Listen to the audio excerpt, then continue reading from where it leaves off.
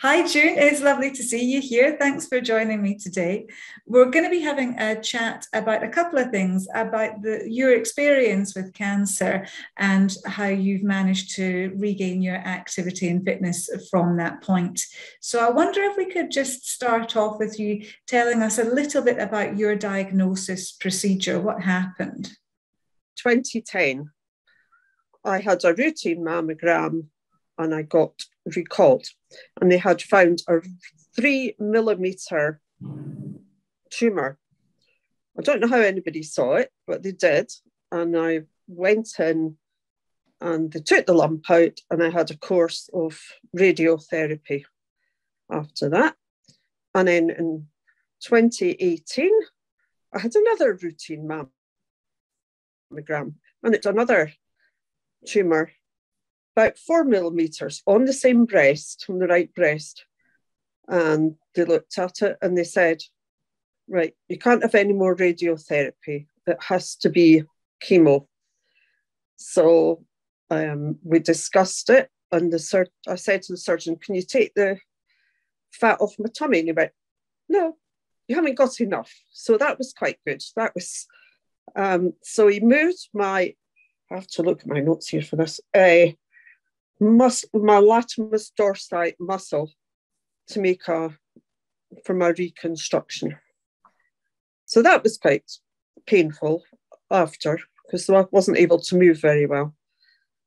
But and then I had Herceptin for a year after my chemo finished, and that helps to clear up any loose cells that are left and help your immune system. And I know that you got a very good communication from the hospital lately, didn't you?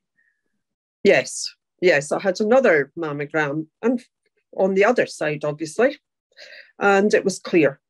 So that's quite reassuring. So that is reassuring.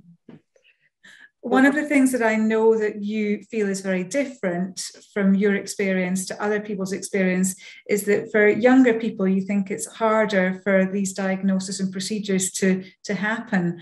What's the issue there? I think, sadly, some of the GPs don't think that people are old enough. I mean, cancer can affect anybody. It doesn't matter, children, anybody, teenagers. But I think sometimes they have a bit of a mental block sometimes, because I was hearing about a friend, a young friend recently, who's been given a short time. And I understand that she'd gone to the doctors a few times and dismissed. The doctors just don't take on board what the problem is. Well, you said that the first tumour was 3 millimeters long, did you? And the second was 4 millimeters long. Could you have found that yourself? No, there was no way, because it was very deep seated. So no, you can't. And I had no other symptoms, that you read on information about breast cancer. So no, I mean, if we hadn't had the mammogram, who knows where I might have ended up. So, yeah, these treatment procedures and diagnosis procedures are extremely important for everybody who has a worry or a fear. And I think it's that people sometimes don't want to go in case they find anything. But I mean, there's changed days now. I mean, in the 40 years I was nursing, I mean, we got to the stage that people would just get told, well, I'm sorry, there's nothing we can do. Whereas now I've had all that treatment and I'm still here, So, I mean, things have advanced a lot. But the general recovery from the procedures and the chemotherapy, can you tell us more about that process?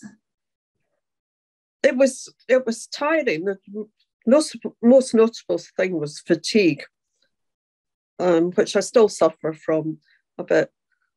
But I think as somebody who's generally busy, I wasn't happy about not being able to do what I wanted to do. And obviously there was a certain amount of pain in my shoulder.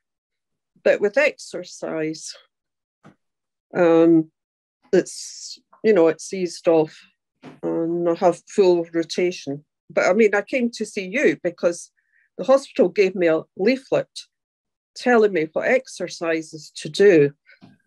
And I saw the physio just before I left, but then nobody follows you up about that, for months. So, coming to you made sure that I was doing the exercise properly and other hints that you could give. Yeah, I mean, it was great, the treatment. I mean, I'm very happy with the treatment I had. That it's just a scary time. What have you done to build yourself back up? I mean, I finished my treatment in the January and then I got locked down in the March. So for weeks, well, I think it was about 9 months, I wasn't supposed to go out, with the COVID. So I wasn't supposed to go out. And I used to sneak out about 6 o'clock in the morning for a walk so I wouldn't meet anybody. And that got really frustrating. But since the restrictions have been lifted now, I've been getting out for walks. And the group I played badminton with a few years ago have just opened up again. So I've gone back to badminton. And I really love it. It's just meeting friends, old friends, and exercise and having a laugh. And that's made a huge difference.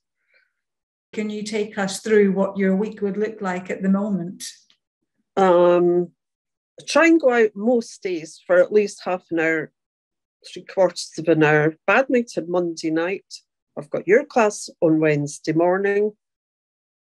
Try and get out maybe Friday for a walk. And then I have a good friend, Audrey, who, if she's free on a Saturday, takes me for a long walk. And we can be out for about an hour and a quarter. Because we're blethering, you don't notice how far you've gone. And that's been great, because just having a chat to somebody else and, the exercise has been good. Yes. So between the badminton and the Pilates and the walking, you're actually covering all of the government guidelines for activity now. So you're ticking all of their boxes.